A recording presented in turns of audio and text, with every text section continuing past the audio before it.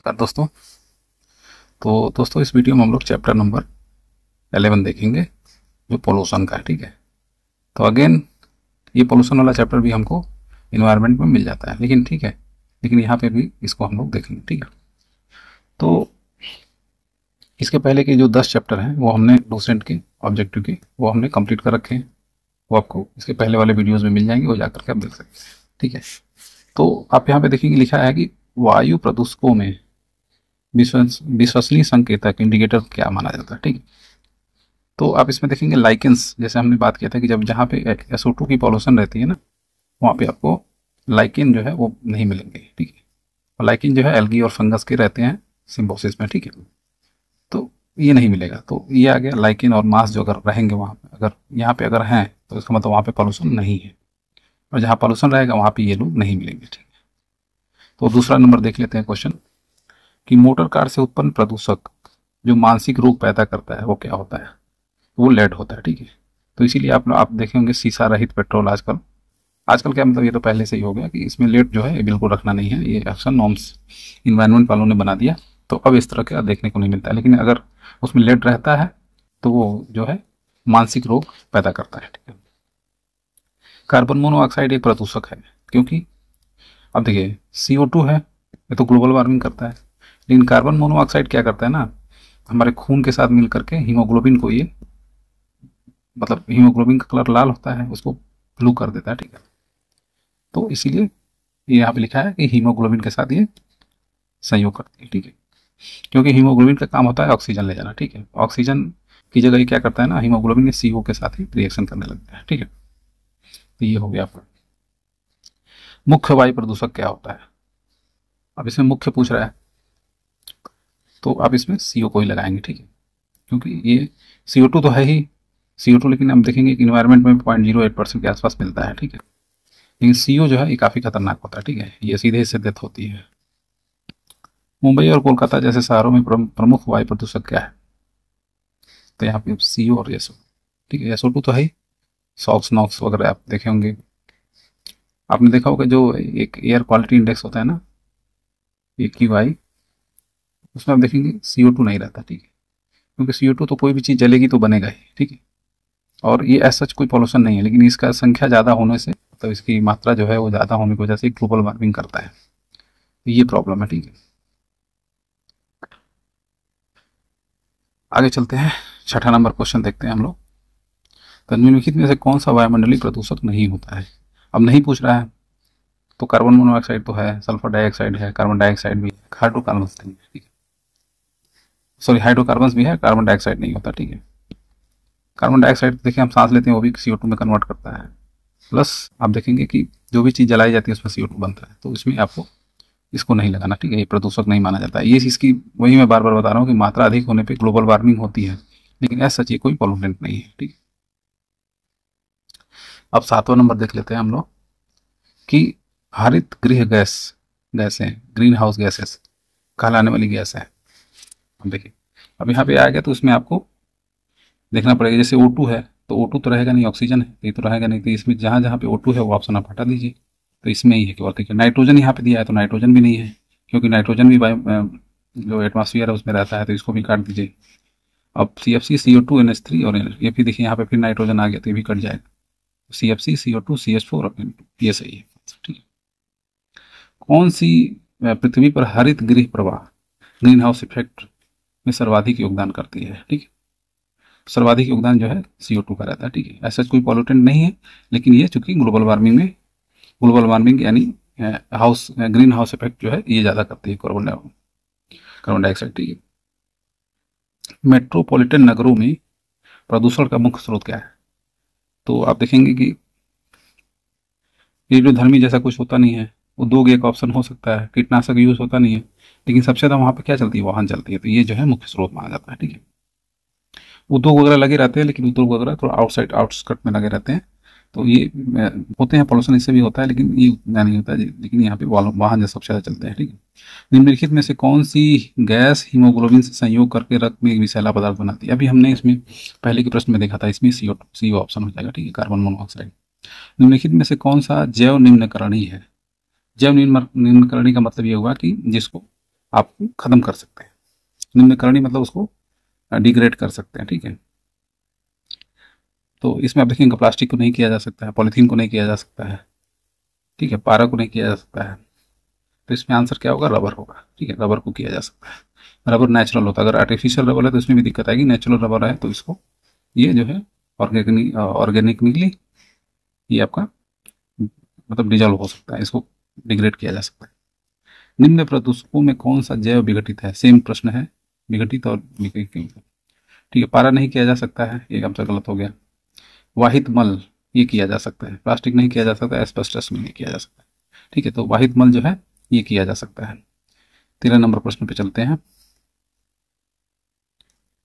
तो इसमें आप देखेंगे कि निम्नलिखित में से किस वायु प्रदूषक के कारण मनुष्य की तंत्रिका तंत्र संबंधी, अब तंत्रिका तंत्र जैसे स्वास्थ्य तंत्रिका होती है ना वो प्रभावित होती है, ठीक है। सॉरी स्वास्थ्य बोल रहा हूँ, ये जो ब्लड सिस्टम है वो तो उसमें आप देखेंगे लेड जो है वो काफी नुकसानदेह होता है, ठीक है। ये सब भी है, कैडमियम, पारा, सिलिका, ये सब भी नुकसानदेह होती है, लेकिन ये जो है सिस्टम को, मनुष्य की तंत्रिका तंत्र को ये प्रभावित करता है। निम्नलिखित में से कौन सा वायु प्रदूषक मनुष्य में रक्त ब्लड प्रेशर को बढ़ा देता है तथा हृदय संबंधी रोग पैदा करता है, ठीक है। तो ये है आपका कैडमियम। कैडमियम से हार्ट डिजीज होती है, ठीक है, हार्ट डिजीज, और इसमें ब्लड में इशू आता है, ठीक है। लोहे की खानों में काम करने वाले मजदूरों में लौह सकीतमयता रोग होने का क्या कारण है। अब देख, अब लोहे के में जो आदमी काम करता है उसको सिलिका जो है उसके बॉडी के अंदर चली जाती है, ठीक है, तो वो ये रोग होता है, ठीक है। वायुमंडल में कार्बन डाइऑक्साइड का निर्माण मुख्यतः हुआ है, ठीक है। अब देखिए वायुमंडल में जो CO2 है वो कैसे हुआ है, तो वनों में आग होगा तो भी उसमें भी होगा, जीवों के श्वसन से भी होगा, सूक्ष्म जीवों की क्रियाओं से भी होगा, कारखाने से धुएं से भी। इसमें चारों ऑप्शन सही है, लेकिन सबसे ज्यादा जो रिस्पॉन्सिबल है वो है आपका जीवों का श्वसन, ठीक है। ये तो हम लोग करते ही हैं, बन की आग को रोका जा सकता है, इसको रोका नहीं जा सकता, ठीक है। ताजमहल की छत पहुंच रही है, ठीक है, ताजमहल जो है इसमें आप देखेंगे कि इसमें क्षति पहुंच रही है, तो किस रीजन से पहुंच रही है, ठीक है। तो इसमें आप देखेंगे कि मथुरा तेल शोधन कारखाना निकले वायु प्रदूषकों की वजह से जो है इसमें ये क्षति पहुंच रही है। कहा जाता है कि ताजमहल जो है मार्बल कैंसर से ग्रस्त है। मार्बल कैंसर क्या है, तो वही चीज होता है उसमें कि आप देखेंगे जो मथुरा रिफाइनरी से जो गैसेस निकलती हैं उसमें मेनली होती हैं सॉक्स और नॉक्स, ठीक है। और ये जो है पानी के साथ जब रिएक्ट होती है तो इसमें H2SO4 और HNO3 बनाती है, ठीक है। ये दोनों जो है एसिड है। तो ये जो एसिड है ये क्या करता है, जो मार्बल लगे हुए हैं, जो मार्बल का बना हुआ है ताजमहल, उसको नुकसान दे करता है। तो अम्ल वर्षा होती है, इसकी वजह से ये होता है, एसिड रेन बोलते हैं इसको, ठीक है। तो ये सी ऑप्शन सही होगा। पृथ्वी के वायुमंडल में ओजोन स्तर O3, इसका जो है इसके में पूछ रहा है कि क्या करता है, कौन सा ऑप्शन इसमें सही है, ठीक है। तो हमने जब पढ़ा था तो उसमें आपने देखा होगा कि परावैंगनिक किरणों को कम करता है, यही ऑप्शन सही हो जाएगा, ठीक है। ऑक्सीजन की मात्रा नियंत्रित करता है, गलत है। CO से CO2 गलत है। वायु प्रदूषण के लिए उत्तरदायी है, ये भी गलत है, ठीक है। तो ये जो आप देखेंगे जो लेयर होती है स्ट्रेटोस्फियर में, ट्रोपोस्फियर में तो क्लाउड वगैरह बनता है, स्ट्रेटोस्फियर में आप देखेंगे कि एक लेयर होती है ओजोन की। तो ये क्या करती है, परावैंगनिक किरण को वापस कर देती है, एब्जॉर्ब कर लेती है। इसकी वजह से ऊपर में टेम्परेचर भी ज़्यादा होता है स्ट्रेटोस्फियर में। ये पहले की वीडियोज में हमने देखा हुआ है, ठीक है। 20 नंबर प्रश्न देखते हैं। तो इसमें आप देखेंगे कि मीना माता महामारी जिसके कारण 1965 में जापान में अनेक लोग मर गए थे, पानी में किसकी वजह से मिनी माता होता है, ठीक है। तो ये होता है आपका पारद नहीं होता, पारा होगा, पारा, ठीक है। मरकरी डिजीज है मिनी माता है, मौसम मरकरी, मौसम मीना माता। जल प्रदूषण को मापने हेतु निम्नलिखित में से कौन सी जांच की जाती है, ठीक है। जल प्रदूषण, अब जल प्रदूषण कैसे पता चलेगा हमको, तो इसमें आप देखेंगे बायोमैकेनिकल ऑक्सीजन डिमांड, ठीक है, BOD, ठीक है। BOD मापने से हमको पता चल जाता है, ठीक है, कि प्रदूषण है कि नहीं है, ठीक है। जो ऑक्सीजन है अगर वो ठीक है तो इसका मतलब क्या है, ऑक्सीजन ठीक है मतलब पॉल्यूशन नहीं है। अब ऑक्सीजन कम हो जाएगा तो क्या होगा, मतलब ऑक्सीजन कंज्यूम हो गया कहीं ना कहीं, तो वहां पे इसका मतलब वो पॉल्यूशन हो गया। DDT, ठीक है, DDT क्या है, तो DDT एक जो है अजैव अपघटनीय प्रदूषक है, ठीक है, DDT। एक केमिकल है जो आप देखेंगे यूज होता है, और ये जो है अजैव है, मतलब एक तो नॉन बायो ऑर्गेनिक है, नॉन ऑर्गेनिक है, इनऑर्गेनिक है एक तरह से, और अपघटनीय है, मतलब इसको डिस्ट्रॉय नहीं कर सकते कंप्लीटली, और प्रदूषक है। ठीक है। सूर्य से आने वाले हानिकारक पराबैंगनी किरणों से होता है त्वचा कैंसर होता है। ठीक है, स्किन कैंसर होता है। अब 24 नंबर देख लेते हैं। यदि जल का प्रदूषण वर्तमान गति से हो रहा है तो अनंत, यदि जल का प्रदूषण वर्तमान गति से होता रहा तो अनंत, तो वर्तमान गति से अगर जल का प्रदूषण होता रहा तो क्या होगा कि ना, अब जल में जो जो ऑक्सीजन जो होंगे वो कम होता जाएगा, तो उसमें जो है पादपों के लिए वो मिल नहीं पाएगा। ठीक है, तो ये हो गया आंसर इसका। नदियों में जल प्रदूषण की माप की जाती है, तो यही है जो ऑक्सीजन की जो मात्रा है, घुली हुई मात्रा, इससे प्राप्त की जाती है टी से। यही हम ऊपर बात कर रहे थे बायोलॉजिकल ऑक्सीजन डिमांड में, कि उससे हम लोग कितनी घुली हुई मात्रा है उससे हमको आइडिया लग जाता है। अगर के उसमें पॉल्यूशन रहेगा तो क्या होगा, वो कंज्यूम हो जाएगा, तो वो कम हो जाएगा तो हमको पता चल जाएगा कि पॉल्यूशन बढ़ रहा है। निम्नलिखित में से कौन सी गैस वायु को प्रदूषित नहीं करती?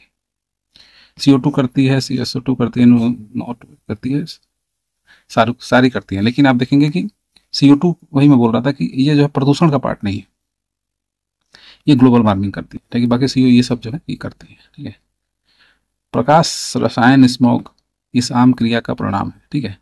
अब स्मोग कैसे बनता है, तो स्मोग आप देखेंगे कि पहले तो आप देखेंगे ना कि फॉग टाइप का एक बन जाता है, तो उसमें आप देखेंगे कि सूर्य की प्रकाश की स्थिति में ओजोन और नाइट्रस ऑक्साइड जो है ये जो है पैन बनाता है, पैन, पेरिऑक्सी एसिटिल नाइट्रेट। ठीक, ये तीनों मिल करके आपको ये बनाती है स्मोक। ठीक है, केमिकल स्मोक बोलते हैं इसको। अब हम लोग चलते हैं प्रश्न संख्या 28 पे। ठीक है, इसको मैं मिटा लेता हूँ। तो इसमें आप देखेंगे 28 नंबर में कि निम्नलिखित में से कौन सा एक वाहन प्रदूषण का भाग नहीं है। ठीक है, तो वाहन प्रदूषण में आप देखेंगे कि CO भी निकलता है, NO2 निकलता है। अगर इसे मान लीजिए पार्शियल कंबशन हुआ, कंबशन होता है तो CO2 निकलता है। अगर मान लीजिए सफिशिएंट कंबशन नहीं हुआ तो CO बनेगा, NO2 तो बनेगा ही, जो नाइट्रोजन नॉक्स रहेगा, और सॉक्स रहेगा, उससे आपका SO2 बनेगा। लेकिन हाइड्रोजन नहीं रहता। ठीक है, इसमें हाइड्रोजन नहीं रहता है। हाइड्रोजन जो है ना, ये हाइड्रोकार्बन है, मतलब ये जलता है तो ये जो ऑक्सीजन में जलता है तो H2O बनता है, पानी बनता है। ठीक है, तो आजकल इसीलिए आप देखेंगे कि ग्रीन हाइड्रोजन की बात हो रही है, हाइड्रोजन फ्यूल वगैरह की बात हो रही है। तो ये फ्यूल है तो ये प्रदूषण होने का चांस नहीं है। प्रदूषण अगर इन्वायरमेंट में फैला तो आग वाग लगेगी, और प्रदूषण तो है, लेकिन ये वाहन वाहन से नहीं होता। ठीक है। ऊर्जा के किस रूप में प्रदूषण की समस्या नहीं होती? ठीक है, ये अच्छा प्रश्न है कि कौन सा फॉर्म रहता है जिसमें प्रदूषण होता है। कोयला रहेगा तो CO2 बनेगा, प्रदूषण होगा ही। परमाणु में भी रेडिएशन वगैरह का पोल्यूशन रहता है, पेट्रोल में भी ऑक्सीजन। सौर ऊर्जा में कोई पोल्यूशन नहीं। ठीक है, इसीलिए इसको आप देखेंगे कि क्लीन एनर्जी बोलते हैं, या फिर मतलब सारी एनर्जी का स्रोत भी यही है। ठीक है। निम्नलिखित में से कौन सा अधिकतम ध्वनि प्रदूषण का कारण है? ठीक है, अब ध्वनि प्रदूषण किसकी वजह से ज्यादा होता है, तो जेट उड़ाने जाती है, देखिए सबसे ज्यादा साउंड इसमें। ठीक है। ठीक है, उसके बाद आप देखेंगे ये सेकंड पे ये आएगा, फिर पॉप संगीत आएगा, फिर सभाएं वगैरह होती है। ठीक है, तो इसमें जेट उड़ाना है। ठीक है। राष्ट्रीय पर्यावरण अभियांत्रिकी संस्थान कहाँ है? ठीक है, तो ये मुझे लग रहा है नीरी की बात बोल रहा है। नीरी तो नागपुर में है। ठीक है, नहीं सॉरी, ये नीरी की बात नहीं कर रहा है, ये आपका नेशनल इन्वायरमेंट, ये अभियांत्रिकी की बात कर रहे हैं, इंजीनियरिंग, तो ये आपका न्यू दिल्ली में है। ठीक है। मानव जनित पर्यावरण प्रदूषण कहलाते हैं। मानव जनित पर्यावरण, अब देखिए प्रदूषण दो तरह के होते हैं। कुछ मान लीजिए ज्वालामुखी वगैरह हुआ तो आप सतह हो सकते हैं ना, वो उसमें मानव नहीं रहता है। ठीक है, तो और कुछ जो है जैसे जो भी इंडस्ट्रियल एक्टिविटी हम लोग कर रहे हैं, या जो भी गाड़ी वाड़ी चला रहे हैं, वो सब जो है हम लोग उस प्रदूषण को कर रहे हैं। ठीक है, तो उसको हम लोग परजैविक बोलते हैं। ठीक है। वैश्विक तापन के फलस्वरूप हो सकता है। वैश्विक तापन मतलब ग्लोबल वार्मिंग हो रहा है, ग्लोबल वार्मिंग से अर्थ का टेम्परेचर बढ़ रहा है। ठीक है, टेम्परेचर राइज, तो इससे क्या हो सकता है? तो इससे आप देखेंगे कि समुद्र तल में वृद्धि होगी। क्यों होगी? जो पोलर पे आइस है वो पिघलेगी, क्योंकि टेम्परेचर बढ़ रहा है, तो वो पिघल के कहाँ आएगी? समुद्र में आएगी, तो इसकी वृद्धि होगी। फसल के स्वरूप में परिवर्तन होगा भी। ठीक है, तत्रेखा में भी परिवर्तन होगा। तो उपयुक्त सभी सारे ऑप्शन सही है इसमें। ठीक है, अब वायुमंडल में जिस ओजोन छिद्र का पता लगाया गया है वो कहाँ स्थित है। अब देखिए, जो हमने बात की थी ना कि जो स्ट्रेटोस्फियर है, उस स्ट्रेटोस्फियर में एक ओजोन होल हुआ है। ठीक है, ओजोन किस लिए रहता है? ओजोन का लेयर ऐसे रहता है, ये पराबैंगनी किरणों को, अल्ट्रावायलेट रेज को ये ऑब्जर्व कर लेता है, जिसकी वजह से ये धरती पर नहीं आ पाती। तो जब धरती पर नहीं आएंगे तो हमको त्वचा कैंसर या और भी जो समस्याएं हैं वो नहीं होंगी। ठीक है, तो वही बोला कि वो छिद्र का पता कहाँ लगा है, तो अंटार्कटिका के ऊपर लगा है। ठीक है, इसमें आंसर हो जाएगा अंटार्कटिका। आगे चलते हैं और देखते हैं क्वेश्चन नंबर 35। इस निम्नलिखित में से कौन सी गैस वैश्विक उष्णता के लिए उत्तरदायी है? वैश्विक उष्णता का मतलब हुआ ग्लोबल वार्मिंग। ठीक है, ग्लोबल वार्मिंग। तो कौन सी गैस उत्तरदायी है? तो ऑक्सीजन तो होगा नहीं, ऑक्सीजन का ये भी नहीं होगा, और कार्बन डाइऑक्साइड और मीथेन ये सही है। ठीक है, केवल मीथेन में, मीथेन तो होगा लेकिन केवल मीथेन ऐसा नहीं है। ठीक है, तो इसमें सी ऑप्शन सही है। वायुमंडल में उपस्थित ओजोन परत अवशोषित करती है, तो ये हमने बताया अभी जस्ट कि अल्ट्रावायलेट रेज को ये जो सूर्य की किरणों के साथ आती है उनको अवशोषित कर लेता है। इसमें सी ऑप्शन सही है। ठीक है, तेजाब वर्षा, एसिड रेन की बात कर रहा है। एसिड रेन किस लिए होता है? सॉक्स और नॉक्स जो है, ये जब बारिश होगा तो पानी होगा, इन दोनों के साथ मिलकर के H2SO4 HNO3 बनाएंगे। ठीक है, तो ये बारिश है। तो अब इसमें देखिए, कार्बन मोनोऑक्साइड और कार्बन डाइऑक्साइड, कार्बन डाइऑक्साइड के साथ अगर पानी का हम रिएक्शन कराएंगे तो कुछ नहीं बनेगा, ये गलत हो गया आंसर। कार्बन डाइऑक्साइड नाइट्रोजन, ये भी गलत हो गया। ओजोन ये गलत हो गया। नाइट्रस ऑक्साइड और कार्बन डाइऑक्साइड, ये जो दोनों मिलकर के बना सकते हैं, तो आपका ये आंसर सही हो जाएगा। ये कार्बन डाइऑक्साइड नहीं होना चाहिए ऑप्शन में, इसको सल्फर डाइऑक्साइड होना चाहिए था। ठीक है,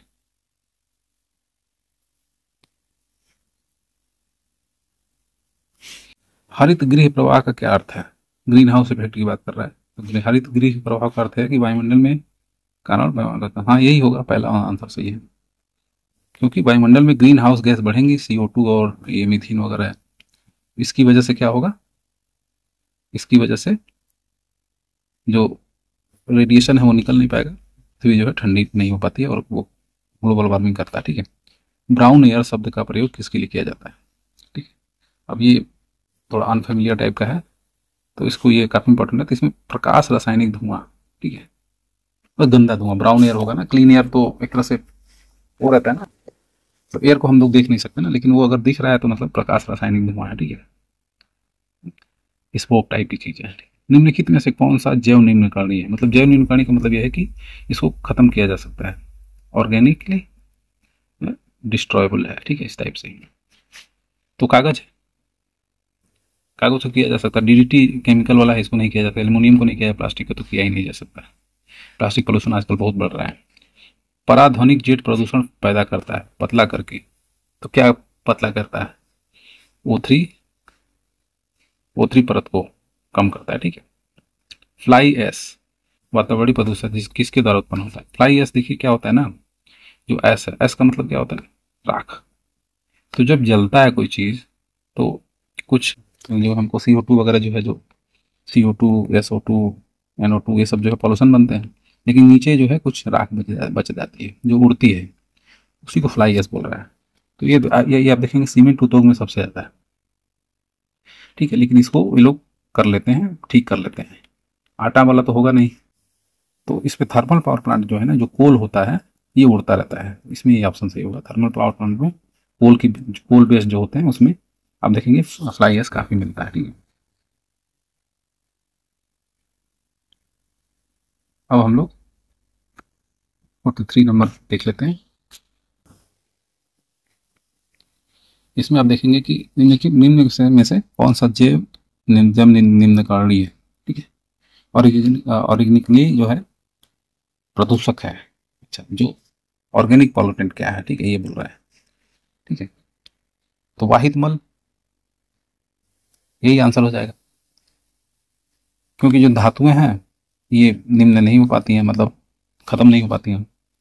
विरंजक भी नहीं हो पाता है, रंजक भी नहीं हो पाता है। पैन क्या है? ठीक है, पैन।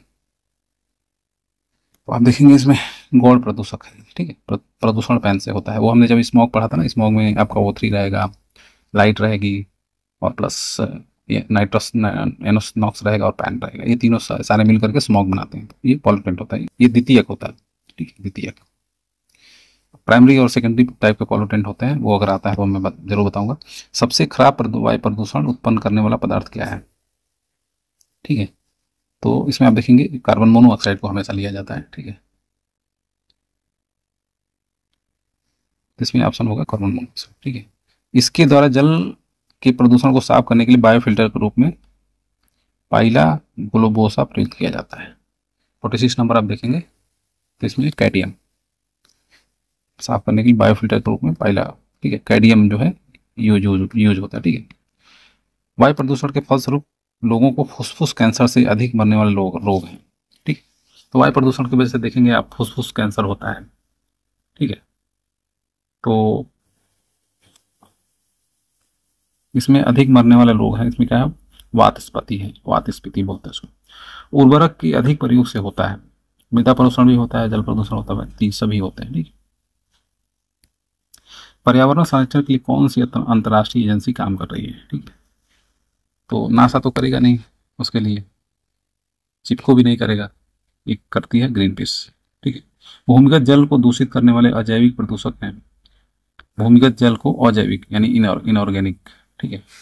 तो इनऑर्गेनिक बैक्टीरिया तो होगा नहीं, शैवाल भी नहीं होगा, विषाणु भी नहीं होगा, आर्सेनिक होगा, ठीक है।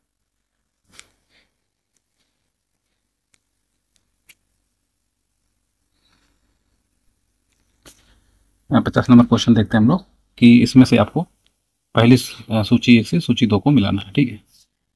तो आप देख लेते हैं, इसमें पहले मिला लेते हैं हम लोग। कार्बन मोनोऑक्साइड से आप देखेंगे कि रक्त धाराएं जो है ये प्रभावित होती है, क्योंकि ये हमारे खून में ही तो ये रिएक्ट करता है।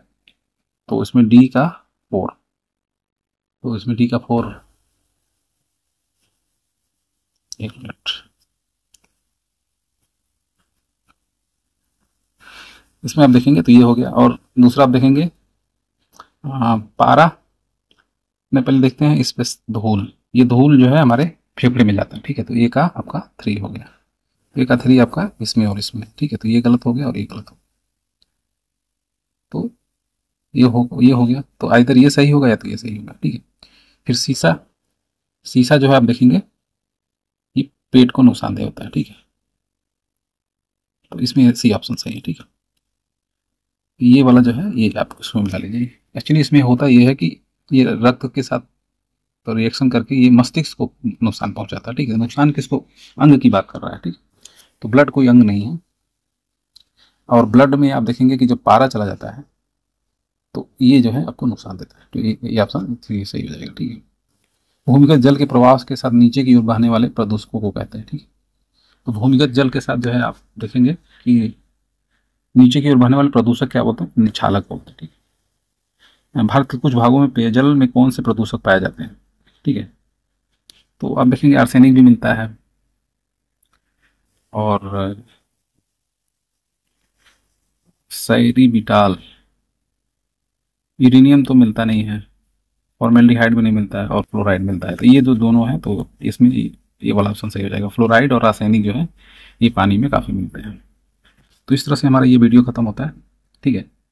तो मिलते हैं नेक्स्ट वीडियो में, 12 नंबर चैप्टर के साथ मिलेंगे और उसमें हम लोग देखेंगे, ये आपका आंसर ऐसे आप मैच कर सकते हैं। जंतु विज्ञान की शाखाएं देखेंगे, ठीक है, ब्रांच। अब हम लोग एनिमल किंगडम में जा रहे हैं, ठीक है। अब हमने ऊपर पहले प्लांट वगैरह की बात कर ली थी, फिर उसके बाद हमने इकोलॉजी की बात की, फिर जो पॉल्यूशन है उसकी बात कर ली। अब यहाँ से हम लोग अब 5-6 चैप्टर और बचा है, उसके बाद हम लोग जियोलॉजी मतलब जंतु विज्ञान अब शुरू कर रहे हैं, ठीक है। तो वीडियो को कैसा लग रहा है जरूर बताइए। Thank you.